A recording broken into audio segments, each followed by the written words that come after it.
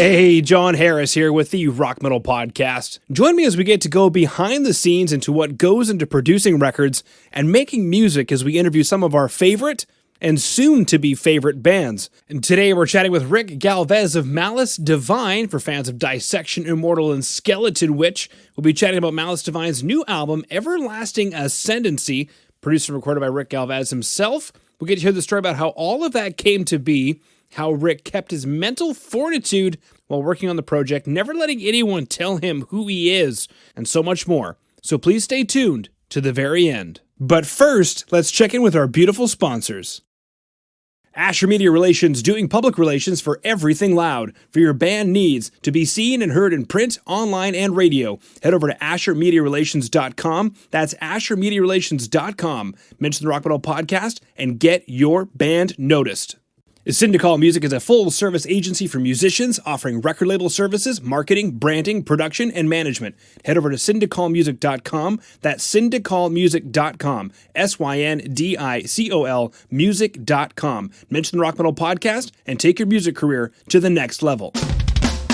Ric, thank you so much for coming on to the Rock Metal Podcast today. Go ahead and say hi to all of our beautiful listeners. Hey guys, Ric from Malice Divine here. Beautiful. Great to have you on, my good man. So we've got this full album, second album, sophomore album coming out, Everlasting Ascendancy, that came out in January of 2023. For fans of Dissection, Immortal, Watain, Thulcandra, Skeletonwitch. Damn straight.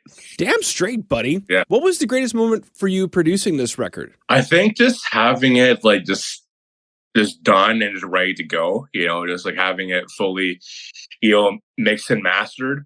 Because, it was definitely quite a bit of a challenge to like get, like enough funds to get all of that done. So like when it was like officially finished, it was definitely a huge relief and definitely a very proud moment for me. Mm-hmm. Yeah, you can go back to eating like name brand mac and cheese, as opposed to, Instead of no name. Instead of no name. And you're just like, oh, there can't be a difference between these two different boxed mac and cheeses until you have to go there.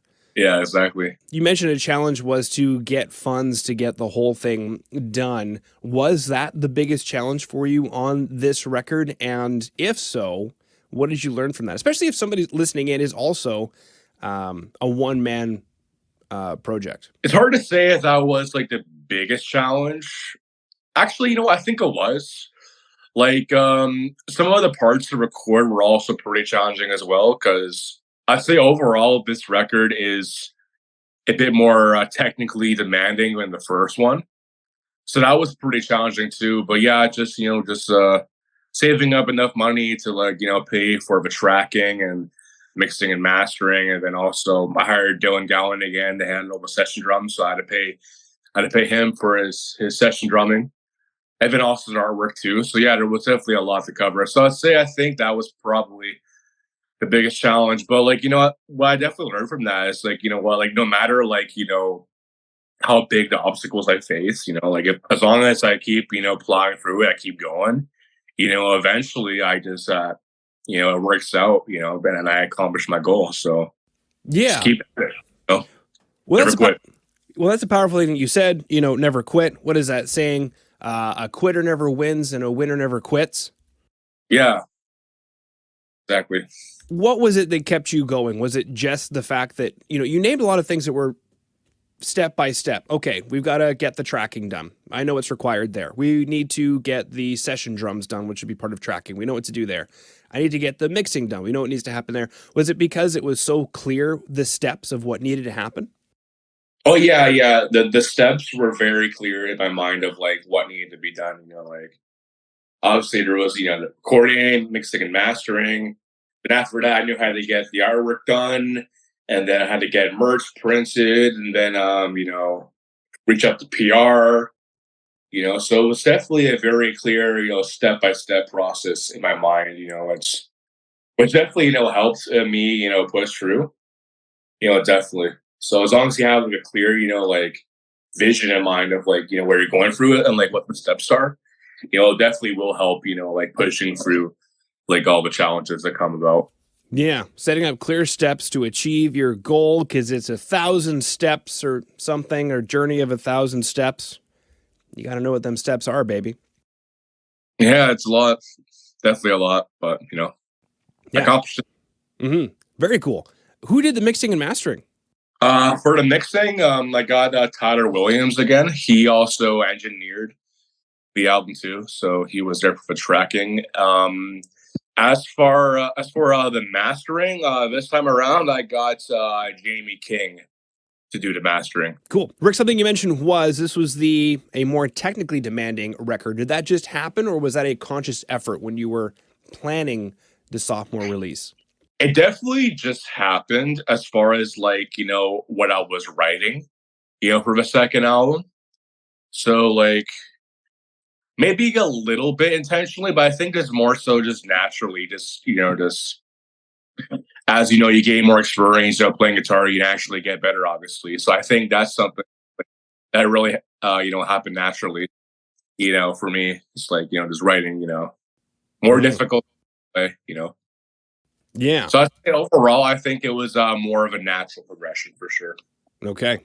Very cool. And you also mentioned something that, trips a lot of people out. The P word. If you practice, you get better. Yeah, practice, can't say how important that is, how very important. I remember even, for when I was getting ready to track this album, I didn't really have, much of a social life at all. Just stayed home, just fucking practice, pretty much all the time. Outside of working, so. Well, I mean, we could bust out all the one-man black metal band jokes if you want. You're like, what jokes? I'm kidding. I'm kidding, Rick. I'm kidding. Well, something that you mentioned, or not that you mentioned, but something that came up in the EPK was a music degree from York University. Yeah. Because one of the things I noticed about the album, speaking of, one-man band black metal jokes, it usually sounds like a one guy in his basement. And it's hard to describe what that means, but I'm sure you understand. This, however, did not sound like one guy in his basement. It sounded very musical. It sounded like a top quality production. As far as I guess as far as you're allowed to with black metal before it becomes uncool, did that music degree from York University assist you? Like, I imagine you get jazz or something as opposed to black metal, or are they teaching black metal now? I wish they taught black metal at York. Well, actually, at York, I did a lot of classical guitar. So I think as far as how that assisted in my music with Malice Divine, because in Malice Divine I do some classical guitar sections, so on this album, 4 out of the 8 songs had a classical guitar, and then on the first album, 5 of the 9 had classical guitar. So it really helped to incorporate a lot of classical guitar technique into my music, and then aside from that, I think there's some music theory concepts that that I learned along the way, that creeped into my songwriting, so I say those are the main reasons how it assisted assisted my songwriting. I overheard the music theory creeping into my songwriting, which sounds like it should. That seems like a natural thing, know. Instead of spending your time thinking about which chord should come next, you just know because you know the music theory, or what scales would work over this chord progression. Well, because music theory. Is that is that something maybe you're self-conscious about? Because I know that there might be some musicians listening in who are on that fence. Do I really need to know music theory? Oh no, you had music theory creep into your songwriting. Maybe just address that. Yeah, I think music theory is an excellent thing to learn. I think at this point, since I've become so familiar with it for so long now, that pretty much a lot that I know about it does creep into my songwriting subconsciously at this point. So I think that's a really good way to go about it. It's if you can get familiar enough with it so that you don't have to think too much consciously about it. You can kind of just play around with different concepts and stuff like that, and try different things. Because that way you can be very creative with it, and you don't have to, be stuck in a box of it. Because I think a pretty common misconception that people have, about music theory is that like, you know, it's limiting, or about like, you know, it's like a bunch of rules you have to follow. I know that's not true at all. It's essentially guidelines, you know, Mm-hmm. and you can play around with it. You can mix and match, you know, different things. You know, there's a lot of room for creativity with music theory. So I definitely gotta, you know, recommend to all the songwriters out there. Yeah, if you're on the fence about learning music theory, definitely get into it. It's definitely a good skill to have. For sure. Absolutely. Now, speaking of other skills, I wanted to get into the themes on the record. It says that your lyrics are inspired by psychology, spirituality, and personal experiences involve overcoming obstacles and hardships, which we've actually chatted about quite a bit. We chatted about the greatest moment for you producing this record, you know, having it done and ready to go, getting it fully mixed and mastered in your hands so you can start working on the next steps. And then it was a challenge to get it all done, but you had to find out the step by step, you know, of what needed to happen to overcome those goals. So I'm not entirely surprised that that feeling of empowerment came up as a theme in the record, but perhaps talk about this record as a whole. Is there a general theme to this record? Is there a concept to this record? What went into these kinds of themes on Everlasting Ascendancy? Yeah, so I wouldn't say like Everlasting Ascendancy is necessarily like a strict concept album, but I think loosely throughout all the 8 tracks there is like underlying theme of empowerment in some sense. You know, in some sense across all the songs. You know, there's definitely some sort of like tie into like, you know, personal strength, overcoming obstacles, you know, and just, you know, just essentially just never giving up, you know. So yeah, it's definitely a very personal record for me. So like, you know, it's definitely a good outlet for me to like, you know, just guess get out some of the frustrations of, you know, stuff that I went through, you know, in my life. So I say overall, like, yeah, it definitely is like a underlying theme of like, you know, strength and empowerment that really, you know, ties all the songs together across the entire album. Mm-hmm. I'm curious. Um, did you feel at all self-conscious about writing on that kind of a personal level? Hey, this is what I went through in my life, and this is how I overcame it, or was it pretty natural for you? No, I didn't feel so self-conscious about writing about it because, you know, with like lyrics, you know, it's a very personal thing, you know. So like, and you know, especially with this being like a solo project first and foremost, you know, like it gives me even more leeway to like write about more personal, you know, personal matters, you know, as far as lyrical content is concerned. So no, I didn't really feel, you know, self-conscious, you know, writing about stuff like that. Okay, very cool. Being a one-man band, you get to touch a lot of different pieces of equipment throughout the recording of this. You mentioned some classical guitar. Obviously, there's electric guitar in there. There is bass. You even mentioned vocals. Were there any pieces of gear that you used on this record different from, say, the first record that maybe surprised you? Hmm. Let's see. I wouldn't say there's anything different that surprised me as far as like gear that I use. There definitely was a few different pieces of gear that I use that were different this time around. Like for example, for all the lead guitars, I used a different guitar. I have a white Jackson Dinky with stock Seymour Duncan pickups I use for all the guitar solos and the guitars. Then I got my charcoal gray Jackson Dinky, which I used again for the rhythm guitar tracking, and then I used also a different bass guitar this time around. So I used a 4-string Ibanez bass that I bought shortly after I recorded the first album.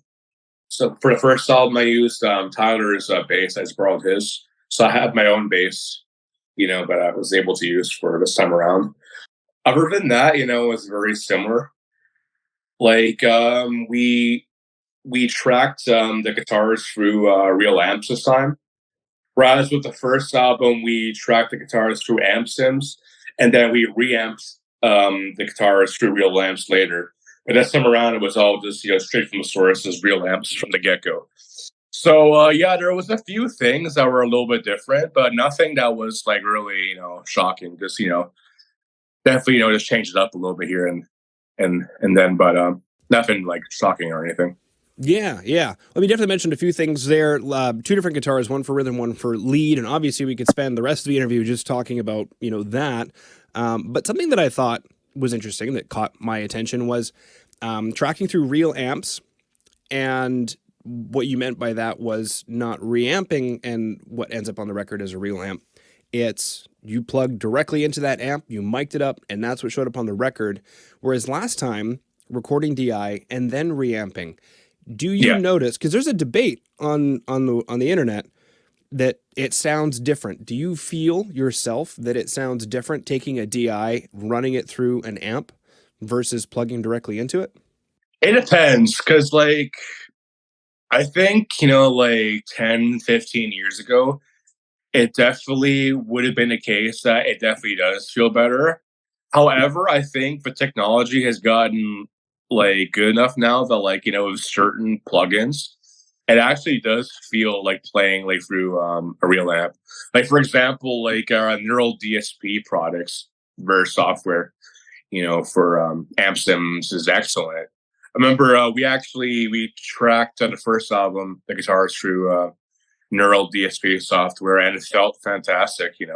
I have the neural DSP software actually on my computer, and that feels really good as well. So I think amp sims, with how far they've come, I think they actually do feel pretty damn real. At this point. So like, I can't say no to like recording with amp sims at some point in the future. Because at least that way I can also reamp it through a real amp later. As long as you have a DI signal. So yeah, I think amp sims, yeah, they come far enough to the point where, like, yeah, they can feel like a real amp, in my opinion. Wow, very very cool stuff. There's always a debate between tube and solid state, and now everybody's going to a modeler, which technically means everybody's playing through solid state now, right? Because if it's digital, it ain't tube, baby. I understand it's emulating tube, but interesting how they're able to do that. Super cool. We do have enough time. I was going to ask then, lead guitars, you mentioned having two different Jackson Dinkies. What is the difference for you? Is it the rhythm? I'm imagining the rhythm sounds thicker or it sounds lighter. Well, between my two Jackson Dinkies, there's actually they have different pickups. So in my white one, it still has the stock Seymour Duncan pickups. And then with my charcoal gray one, I actually got Seymour Duncan black winter pickups installed. So yeah, just has like a different tone to it, which works really well for the type of metal that I play. So when we were going into tracking the album, I tested out both of my guitars with different amps, that we had, and then it quickly became apparent that, like, the gray one with the black winter pickups was definitely like the best one for rhythm guitars, and then the one with the stock pickups was the best one for the lead guitars. Like, they can technically work very well for both, but like just had like that extra, like, notch to, like, to both jobs for them. So that's why we decided to go with that. Wow, very cool. So just testing it out and using your gut instinct, and what sounds good is good, baby. Exactly. Okay, more to come, but let's go ahead and check in with our beautiful sponsors. Two Madsen is responsible for producing, mixing, and mastering some of the best metal for over the last 20 years. From Meshuggah to The Haunted to Poison Black, Kemper Profiler packs for guitar players, and Easy Drummer expansion packs for programming drums. Two Madsen can take your production to a level previously unheard. Head over to twomadsen.com. That's twomadsen.com. TUEMADSEN. Click contact, fill out the info for your next project, and let Two know that the Rock Metal Podcast sent you. Wormhole Death is a modern record label, publishing, and film production company born in 2008. Getting signed to this label means global distribution, publishing, and marketing with Wormhole Death's roster of global partnerships. Head over to wormholedeath.com. That's wormholedeath.com. Submit your band and let them know the Rock Metal Podcast sent you.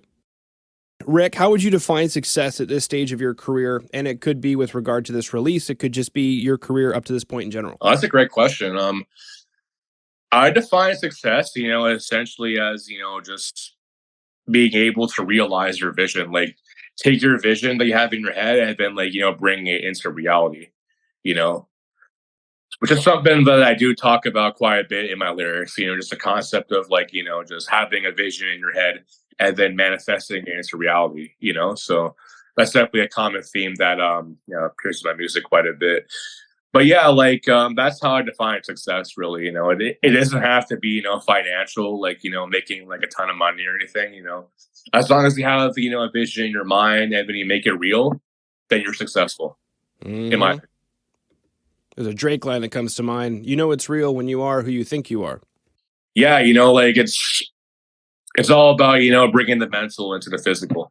Which I imagine you're electric on dates. Like you just say this stuff so naturally, and the girls are just like, he's gonna manifest stuff.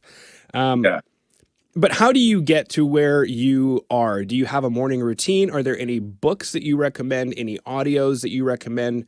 Are we talking like Jim Rohn, Tony Robbins? How do you get to where you are, where you're able to speak so clearly about manifesting your, bringing your goals to fruition? Yeah, there's actually one author that I really like, who writes about stuff along these lines. His name is Dr. Joe Dispenza. So I definitely recommend looking into him. He has some excellent books on that, so he's definitely like, probably my favorite author because, like his content, really, inspires me. And so yeah, like his work is definitely fantastic. There's definitely some YouTubers that I was really inspired by. For names escape me at the moment, but there was definitely some really good stuff on YouTube, that really, seeped into my subconscious mind and really influenced, like how I think, about this kind of stuff, So yeah, there's a lot of really good information, out there, regarding these topics. Very cool. Yeah, I just wanted to touch base on that because it's so important, especially, being an artist, putting your stuff out there, to have that mental fortitude and that self-confidence. Now, somebody you mentioned earlier, and I wanted to jump back to it, was Dylan Goen, and you had met him, I believe, when you were a contestant on Banger TV Shredders of Metal seasons 1 and 2. Oh, actually, I met him before that. Like, I've known him for a little bit before that because before I did Shredders of Metal, actually, no, I think it was a little bit afterwards. Yeah, I remember I met Dylan actually, I think a little bit before I did Shredders of Metal. I think maybe a few months before, because he was friends with the vocalist that I was in a band with at the time. So that's how we got acquainted with each other. And then when I was in my previous band, Astra of the Carnate, he actually filled in on drums for one show that we played. So I got to actually work with him briefly before, I got him on board to play drums for my music with Malice Divine. So like, I was super impressed by like how fast he learned like the songs with the band I was in before Malice Divine, and like how like tight, we played and how tight we sounded with him after only like literally 2 rehearsals. So I was like, yeah, I definitely have to get this guy, on board to like, track the drums that I'm writing, for my music. So yeah, and that's what happened, So, and he did a fantastic job, both times. A fantastic job. He took, the drum parts that I wrote Guitar Pro, and then he just, amped it up a little bit more with his own finesse to it, So I'm really glad that I got Dylan on board both times. Yeah. Did he then? You mentioned you wrote the stuff in Guitar Pro. For black metal, I'm imagining that you had this like custom kit with like 12 toms and like 40 cymbals. But how did the whole thing work exactly? So you gave him sheet music? Did you just give him like, I don't know, easy drummer stuff and said, yeah, I wrote this in Guitar Pro. Here it is, an easy drummer to give you an idea. How did it work? Well, I had all the songs written out and tapped out in Guitar Pro. So as anybody that knows a Guitar Pro, like it's the software that like you type in the notation or the tablature, and then it plays it back to you as MIDI. So I wrote all the drum parts, in drum notation in Guitar Pro. So it had like that plus all the guitars and the bass and stuff like that. So I sent Dylan the Guitar Pro files, and he was able to listen to the songs in MIDI form. that also had like the drum notation as well. So he was able to listen to it and then look at the drum notation and then learn the parts that way. And then like, he can, improve on the fills and stuff like that, like add his own note touch to the fills and stuff. So that's how we went about it. I had all the songs, notated in Guitar Pro. I sent him the files, and then he just learned it over, I think, a period of like a month and a half, 2 months, something like that. Wow. Very cool. Very cool stuff. Okay. What is the number one thing you want people listening to the podcast right now to do? And that could be the plug, the shameless, utterly shameless plug. That could even be something spiritual. It could be both. I've had both responses to that question. Yeah, actually, I am going to go with both. So first of all, definitely follow Malice Divine on not just Instagram, but like social media in general. So Instagram, Facebook, YouTube. Malice Divine's a TikTok now as well. So you can go follow Malice Divine on TikTok. And also go support Malice Divine on Bandcamp. Because we got plenty of CDs and merchandise like shirts and hoodies and patches on Bandcamp. So, if you can support Malice Divine that way, that would be fantastic. And then, as far as anything more spiritual, just keep going, just never give up on your dreams and goals, and just like never let anybody tell you who you are. You determine that for yourself, So just keep going and never give up.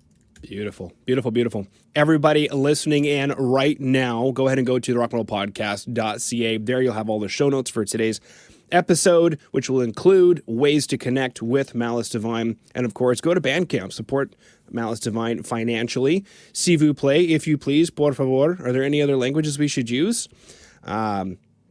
Keep going. Never give up on your dreams or goals. Never let anyone tell you who you are, baby. Okay. Thank you so much for coming on to the Rock Metal Podcast today, Rick. No worries at all. It was a fantastic time. We had a great conversation today. That's it for this episode of the Rock Metal Podcast. Stay tuned because next week we're going to be chatting with Ryan Brooks of the band Sleep in Motion. We talk about seeing yourself as a professional musician, even if it doesn't feel like it right now, as well as using your music to get some things off of your chest. Go ahead and hit subscribe in your podcast player, share it with your friends, and I'll see you next week.